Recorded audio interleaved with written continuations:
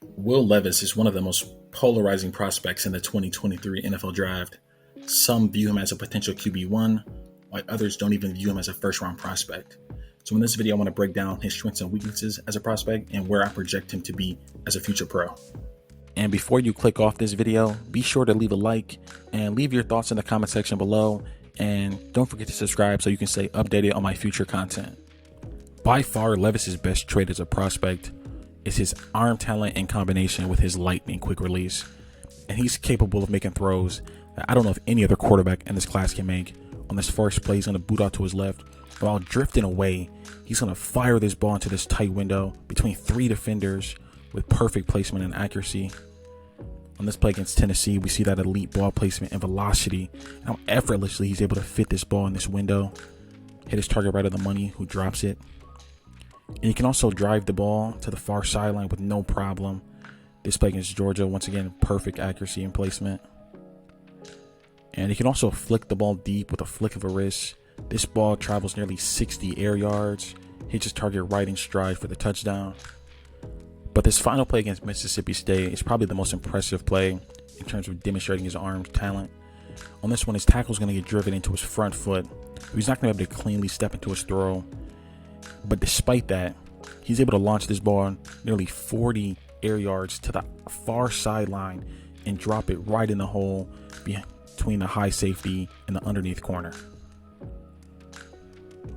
But by no means is Levis just some power thrower. He consistently displayed the ability to layer the football and throw a touch in his 2 years as starter at Kentucky. On this first play, against single high coverage, he's going to immediately recognize the matchup in the slot. And as soon as he hits the top of his drop, this ball's out with perfect touch to drop it right in the bucket on the slot fade. On this next play against Tennessee, we're going to see him layer this blaze out over this underneath defender with perfect placement right along the sidelines. And on this final play, Georgia pre-snaps in a two high look. He's going to read the field safety and recognize him not getting width to the far sideline. So he knows he's got a one-on-one at the top of your screen. Keely Ringo, who is Georgia's best corner, against his receiver one-on-one. And as soon as he hits the top of his drop, he's going to attack this one-on-one matchup. But the ball placement on this is just perfect. He puts it high and over the top and on the back shoulder of his receiver, away from the leverage of the corner, and it results in a big play. And he also displayed the willingness and the toughness to stand in the pocket and deliver throws while taking big hits. On this first play against Tennessee, pre-snap they're in a two high look. Post-snap, they rotate to a single high look, and this field corner is going to get depth. And that's where Levis is looking initially. Once he sees that corner dropping out, he's forced to come off of it, works back to the backside of the passing concept, hangs in the pocket, takes a hit dead on, and still is able to deliver this dig and hit it on target, on money, right in the middle of the field.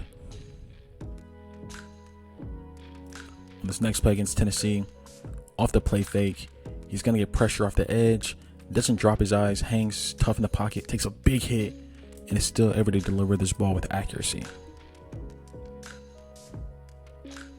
And on this final play against Georgia, he's going to get a free blitzer through, doesn't panic, stands tall, takes a big hit, and once again delivers the ball accurately. Also shows up with him as a runner. Recklessness can sum up to a lot of big hits in the open field. And at the NFL level, he'll definitely need to slide more. And I definitely don't think he'll be a person you base your run game around in the vein of like a Jalen Hurts or Lamar Jackson. But he's a really good athlete, and he's capable of running through arm tackles in space and finishing by dropping the shoulder.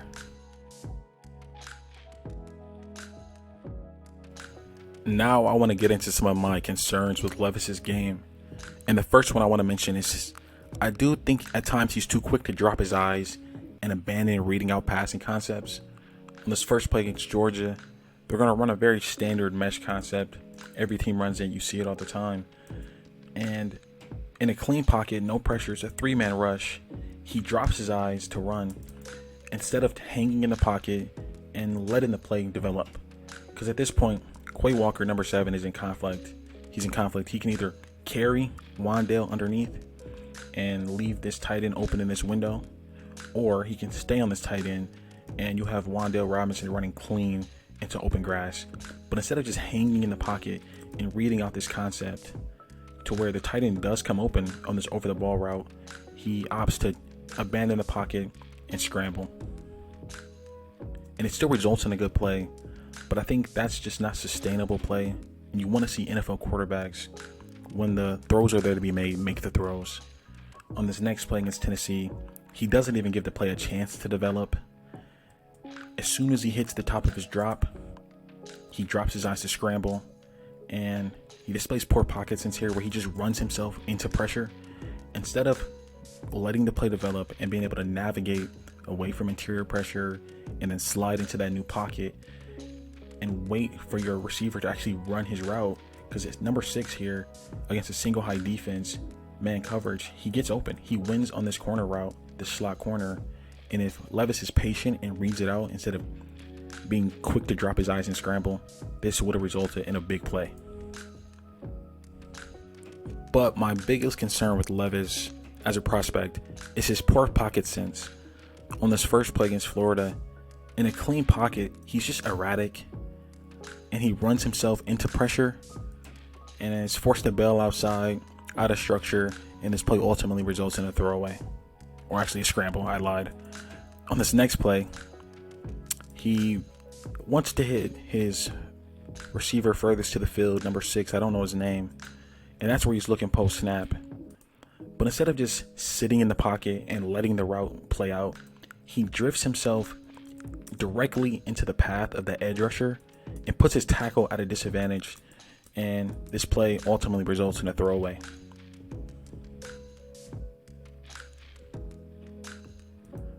On this next play, he's going to get confronted with pressure, but instead of just hanging in the pocket and attacking behind the blitz in this vacant area in the middle of the field, where he has a receiver running wide open, not a defender within 5 yards, he stares down his initial target and then drifts aimlessly backwards in the pocket, never sees the defender, his receiver come wide open in the middle in the vacant area behind the blitz, and once again is forced to just throw the football away.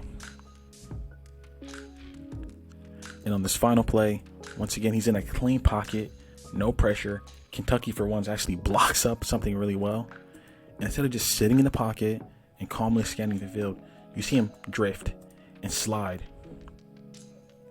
For no reason. There's no pressure, no path, no one's getting through the line.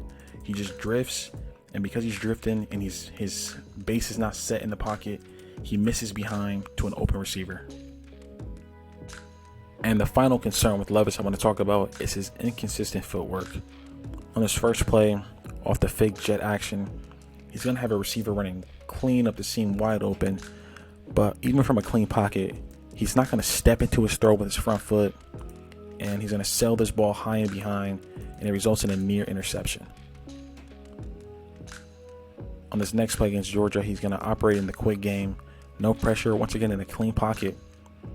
We're going to see him lock out his front hip, where his front toe is not pointed on target. Instead, it's pointed towards the sideline, and that leads to him missing horrendously, and throwing this ball in the dirt on a simple 5-yard pass. And for the final play, he's going to be, once again, in a clean pocket, no pressure. He's just not going to step into the throw with his front foot, and instead of leading this boundary target vertically, where he has a chance to win over the top, he misses woefully short, forces the receiver to come back to the football, and luckily gets bailed out by a DPI. Overall, Will Levis possesses elite physical traits. His upper body mechanics are ideal.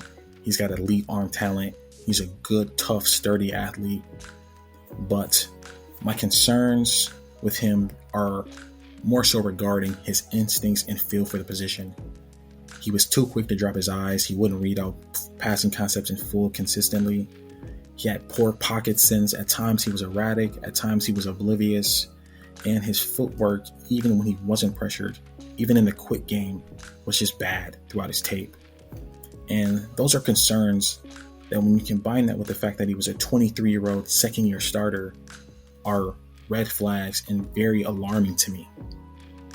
So overall, as a prospect, I view Levis to be multiple tiers behind Young, Stroud, and Richardson. And overall, I think he's a prospect who will be an average starter in the NFL.